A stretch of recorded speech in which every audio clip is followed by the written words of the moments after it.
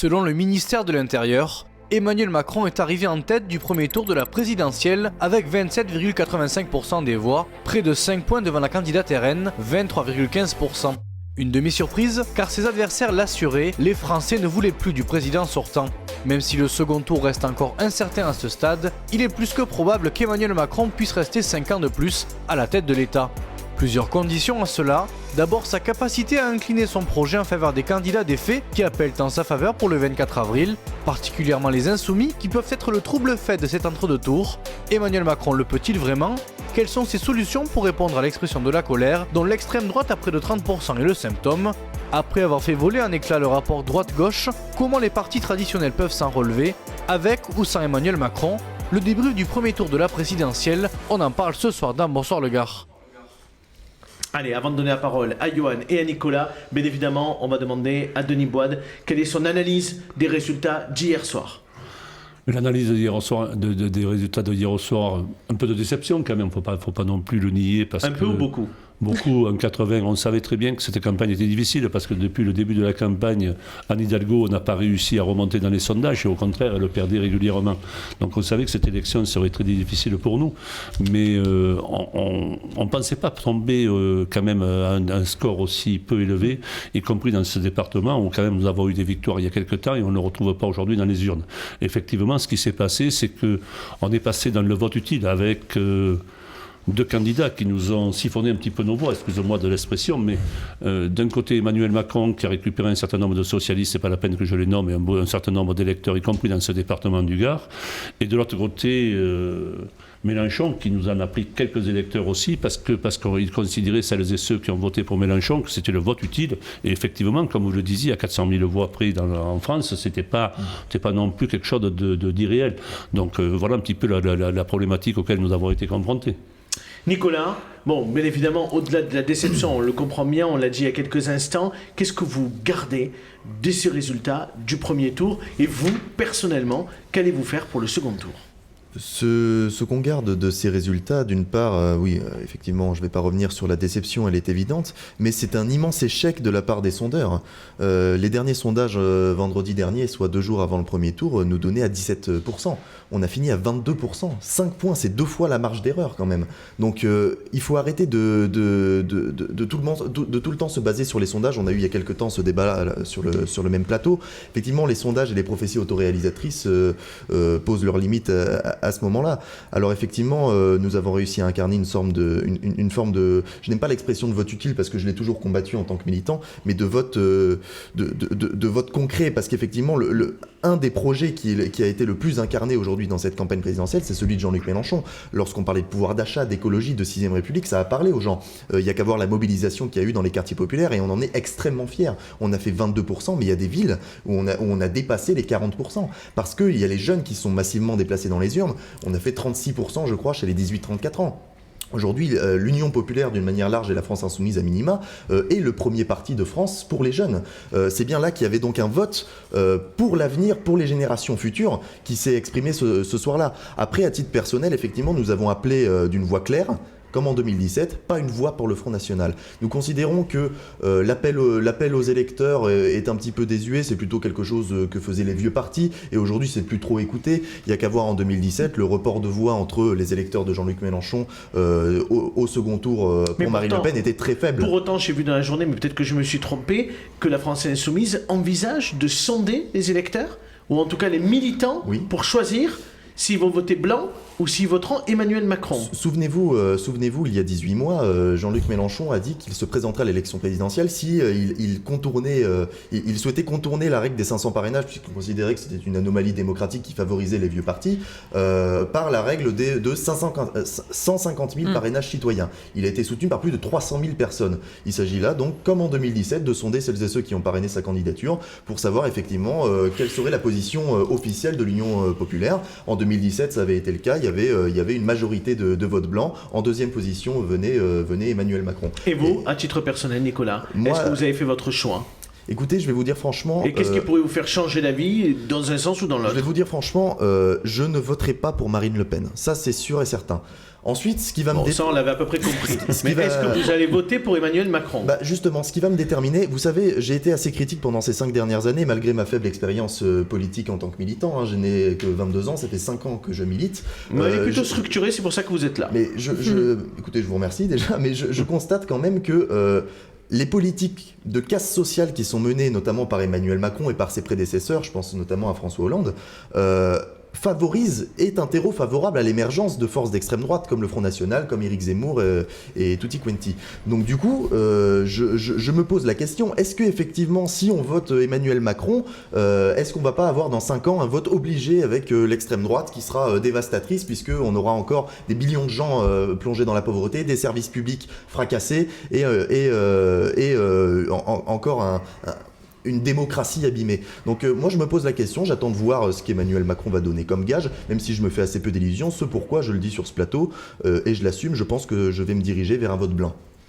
Yohann Gillet, déjà, première question, comment vous avez accueilli les résultats d'hier? Est-ce que c'était une demi-surprise qu'Emmanuel Macron soit à 5 points de Marine Le Pen, ou au contraire, vous considérez que votre résultat est tout à fait satisfaisant? Est-ce que vous êtes confiant pour le second tour, sans bien évidemment des éléments de langage? On cherche un peu de sincérité ce soir. Et puis le troisième aspect, c'est ce que vient de dire Nicolas en réalité. C'est-à-dire qu'aujourd'hui, la France Insoumise, beaucoup probablement vont voter blanc. Et donc ça ouvre pour le coup probablement une perspective pour Marine Le Pen. Vous avez posé plusieurs questions. La première chose, c'est que les résultats d'hier sont tels que je les avais imaginés. Honnêtement, on a eu l'occasion d'en parler à de nombreuses reprises. Ils sont exactement comme je les imaginais. Vous n'imaginez pas première? Parce que dans la journée de dimanche, il y a eu du touche-touche dans les derniers sondages. On n'est pas à quelques points près. Oui, on imaginait une égalité entre l'un et l'autre. Voilà, à quelque chose près, ça ne change pas grand-chose. Toujours est-il que moi, je pense que les Français, ils ont fait un choix qui est très clair. Et je les remercie d'ailleurs. Ils ont fait ce choix que je vous ai dit, entre les mondialistes et les nationaux, entre ceux qui veulent tout déréguler et ceux qui veulent protéger le pays. Voilà. Moi, je pense que les Français, ils veulent un choix clair pour ce second tour, et c'est ce qu'ils ont choisi hier. Donc très bien, maintenant, on entre dans une nouvelle campagne. On entre dans ce second tour, et les appels à voter des uns et des autres, honnêtement, les Français s'en foutent.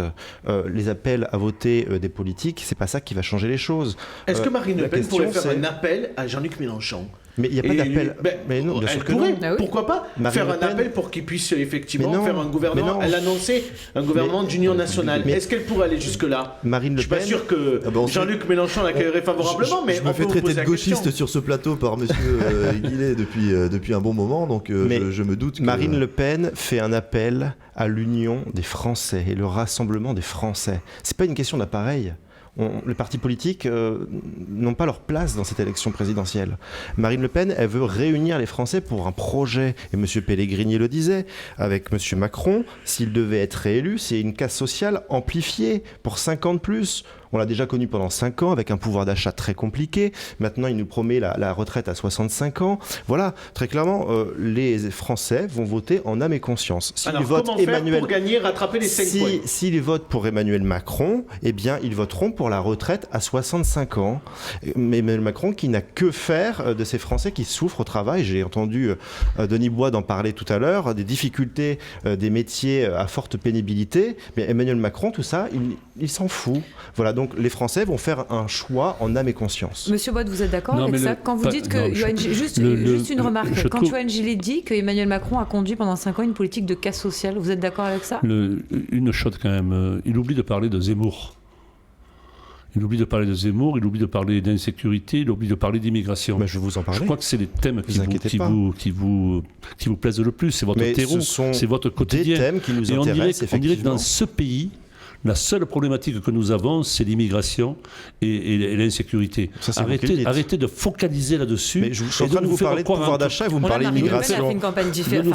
Sa fin de campagne était différente. Elle a fait campagne sur la baisse de la TVA, le blocage des prix. Quand vous lisez sa profession de foi, tout est repris. Donc il faut regarder la profession de foi aussi. Quelle télévision nous a fait quelque chose, quelqu'un qui soit un petit peu plus... Pardon ? Vous l'avez mal lu. Elle parle énormément de pouvoir d'achat dans sa profession de foi. Non, mais elle parle et évidemment, on parle de sécurité et d'immigration, mais on arrête les gens, on les condamne et on les met dans l'avion. C'est pas moi qui le dis, c'est elle. Et surtout d'ailleurs. Oui, les délinquants, étrangers, on les met dans l'avion. Effectivement, oui. Soyons sérieux, je veux dire. Vous essayez de nous expliquer la mondialisation et la France. On n'est pas dans ce débat-là. Vous nous proposez une politique. D'abord, alors, soyons sérieux quand même.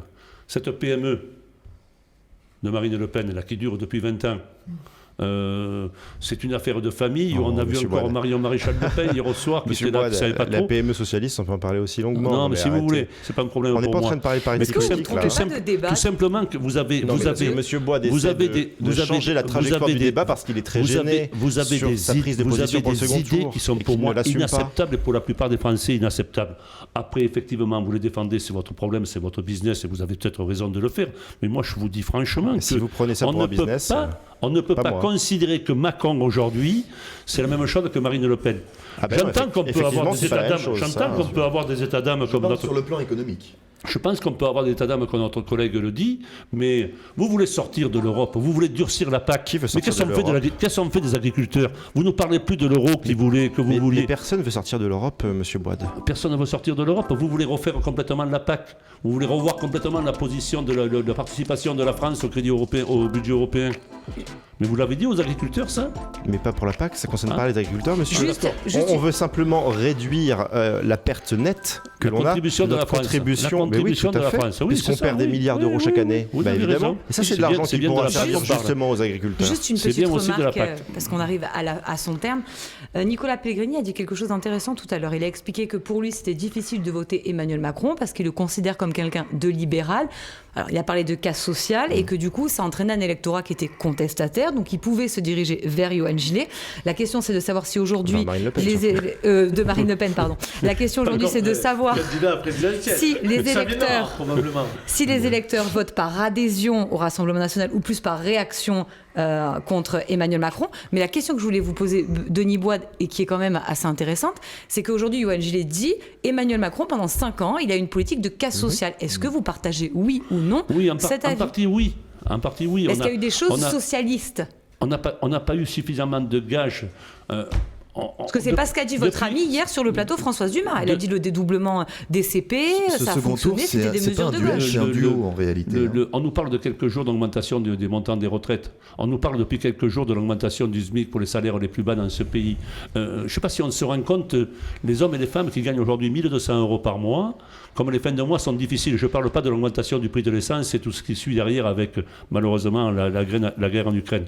Mais nous sommes bien là dans un problème où il faut effectivement, on pourrait parler de logements sociaux si vous voulez. Donc pour vous, en tout cas, Emmanuel Macron a en partie une politique de casse sociale. Du temps de Hollande, on construisait 125 000 logements sociaux par an. Avec Macron, on en a construit 80 000.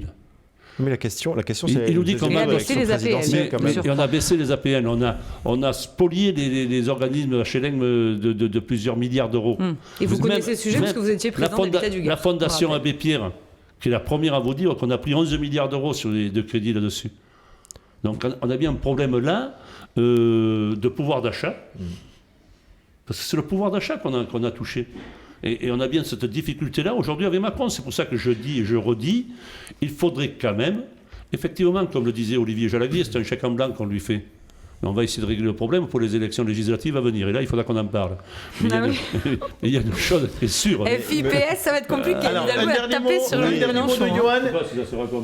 Un dernier mot de Yohann et après on redonnera la parole une dernière fois à Nicolas également. Un dernier mot, Yohann. J'ai du mal à comprendre la position de M. Boide parce que d'un côté, vous admettez qu'Emmanuel Macron est le candidat de la casse sociale et en même temps vous dites que vous allez voter pour lui. Alors même, en plus, est-ce que vous arriverez d'ailleurs à vous regarder dans une glace ? Alors même qu'il va être le président, s'il devait être réélu, moi je ne l'espère pas, qui aura allongé l'âge de départ à la retraite à 65 ans. Est-ce que vous allez l'admettre vous prenez cet exemple-là. Comment vous pourriez voter pour lui ? Effectivement, je disais tout à l'heure que c'est un mauvais diagnostic qu'il fait. Je crois que les gens aujourd'hui ont besoin de ce départ à la retraite à 62 ans. S'il ne veut pas le baisser, comme vous le dites, à 60 ans, ça c'est son problème, je peux entendre. Mais il faut rester à 62 ans, ce départ d'âge de la retraite. Il faut rétablir les critères de pénibilité. Et ça, c'est des choses qui sont concrètes. Effectivement, il faut augmenter. Je suis content de vous voir approuver le programme de Marine Le Pen. Et le programme d'Anne Hidalgo. Parce que Anne Hidalgo, en quand plus même, de la 6e semaine de congé payé. Anne Hidalgo a quand même été... Anne Hidalgo proposait une 6e semaine de congé payé. Anne Hidalgo avait un programme complet, y compris de l'augmentation du SMIC, comme je le disais, de 15%, qui représentait 200 € de pouvoir d'achat tous les mois. La construction de logements sociaux en masse, aller vers plus de respect de l'environnement, etc., etc. Donc nous avions un bon programme. On n'a pas été entendu pour de multiples raisons, mais c'est pas... Voilà. Allez, Nicolas, un dernier mot. Simplement pour achever, je voulais revenir sur ce que j'ai dit tout à l'heure. Effectivement, lorsque je dis qu'il va y avoir un problème dans la mesure où l'extrême droite se nourrit en fait de ces politiques-là, c'est dans le sens où je considère véritablement que ce 24 avril, ce ne sera pas un duel, ce sera un duo. L'un nourrit l'autre. C'est-à-dire l'un